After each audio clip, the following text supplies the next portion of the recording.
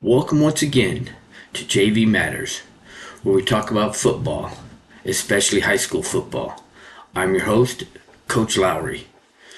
We will continue our discussion on your role as a JV player, or I should say as a football player in high school. So let's get busy. One of the hardest lessons for athletes is to learn one of the most important things, and that's to stay in your lane.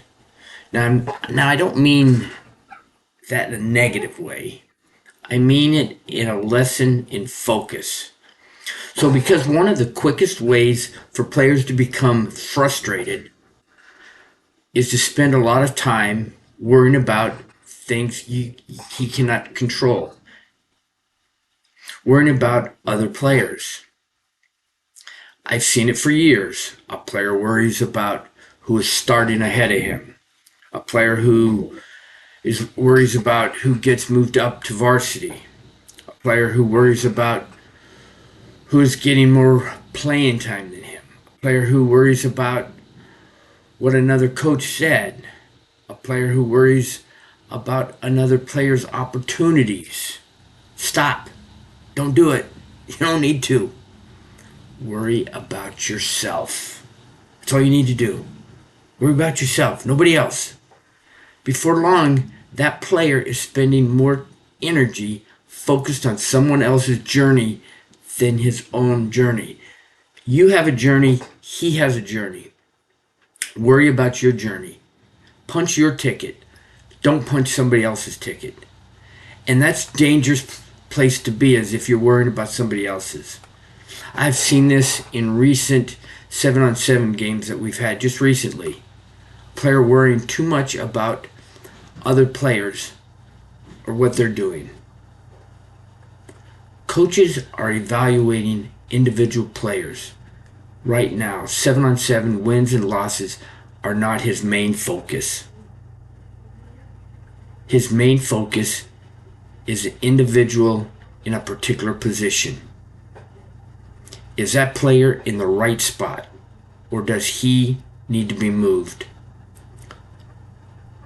One thing football teaches us is that every player has enough on his plate already. You have your own position to learn.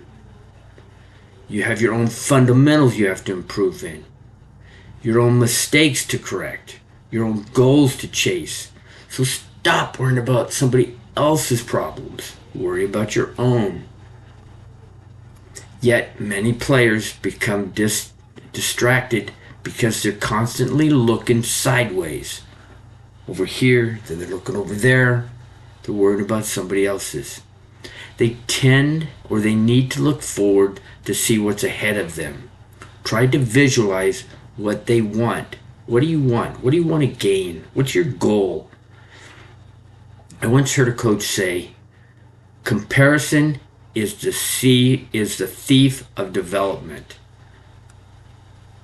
So the more I coach, the more I realize, or the more I believe that that's true.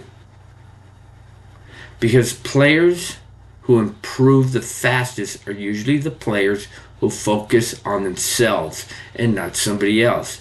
They're not selflessly worrying about somebody else, but intentionally worrying just about themselves. They ask questions like, how can I get better? What do I need to do to get better? What can I do to improve this week? How can I help the team? They're a team player. What do I need to do to help the team? What do my coaches need from me? Those players tend to grow. The coaches notice that. The coaches see those players. Players who struggle often ask questions like this. Why is he playing above me? Why is he playing and not me? Why is he starting and not me? Why did he get moved up and not me? Why does he get more opportunities and not me? Why am I not going or getting what he gets? Why? Okay, stop doing that. Worry about yourself. Those questions rarely lead to improvement. They usually lead to frustration. Coaches notice this too. These players tend to get bumped down on the depth chart because you're worried too much about somebody else and not your journey. As a coach, or as coaches, we see this all the time. Players who are A player who is obsessed with another player's success often stops investing in his own. And while he's looking sideways, the player around him is always improving, or they keep improving. Here's the reality: life isn't always fair, and it never will be. From here on out, life is not fair. You're going to have bumps and bruises and roadblocks in front of you, all sorts of stuff. You have to learn to overcome it. I mentioned just recently that you have to have that football IQ. Okay, so that means you need to start learning some football stuff. Football isn't always fair either. Sometimes another player gets an opportunity before you. Sometimes another player develops faster.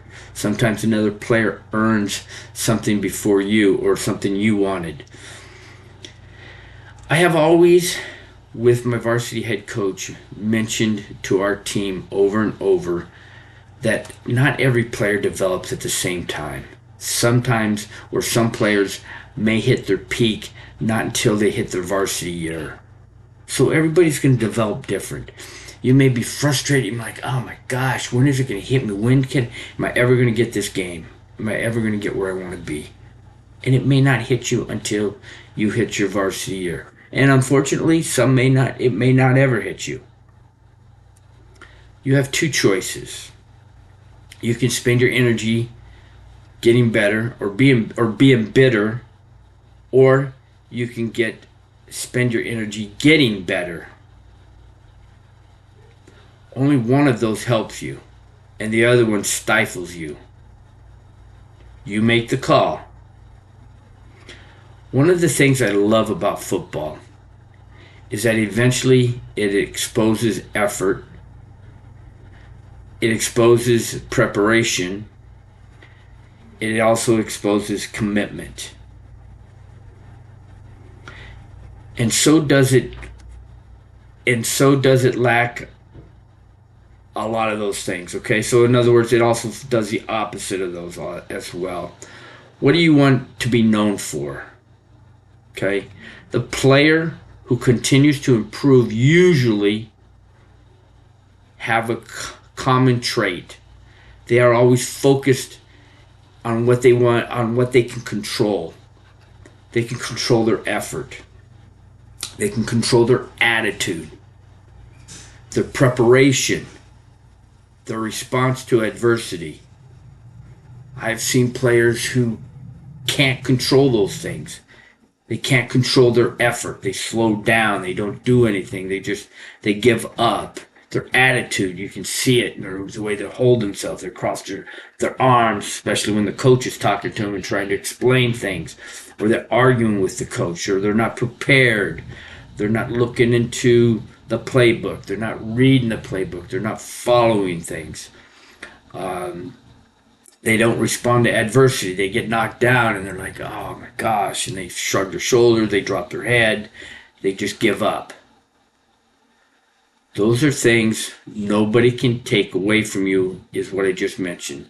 Effort, attitude, preparation, and adversity. Those are things you can control. Don't let those things eat you up. Control those. Be in charge of those. Those are going to define you. And those are often the very things that create future opportunities for you. I've coached players who have started the season buried on the depth chart. Most players, or most people, have never noticed them. Some of the teammates have never even noticed them. They're even overlooked by the teammates. But they stayed in their lane. They didn't complain. They didn't bother anybody. They just kept working. They kept improving. And eventually their opportunity came. When it did, they were ready. Not because they spent months of complaining, because they spent months preparing, being ready, staying in their lane, so when the time came, they were able to answer that call. They then became either a starter or the first one off the bench when the coach was ready.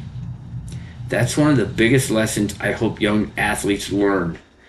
Your journey is your journey, not your teammate's journey. So make it your journey, not your buddy's journey, not someone else's journey. Make it yours, not somebody else's. Stop worrying about another player's lane. Stay focused on yours, because the road to improvement gets a lot clearer when you're looking forward instead of sideways. So in closing, the moment you stop comparing yourself to others is often the moment you start growing. Stay in your lane, focus on your role, control what you can control, and let your work speak for itself. Because in football and in life, the player who keeps improving or keeps moving forward are usually the ones who spend the least amount of time looking around. They look forward. If this series is helping you thinking through the issues of football and giving you something to think about, hit like, subscribe, and share it with friends and family. Thanks for watching JV Matters. See you tomorrow, and you all have an outstanding day.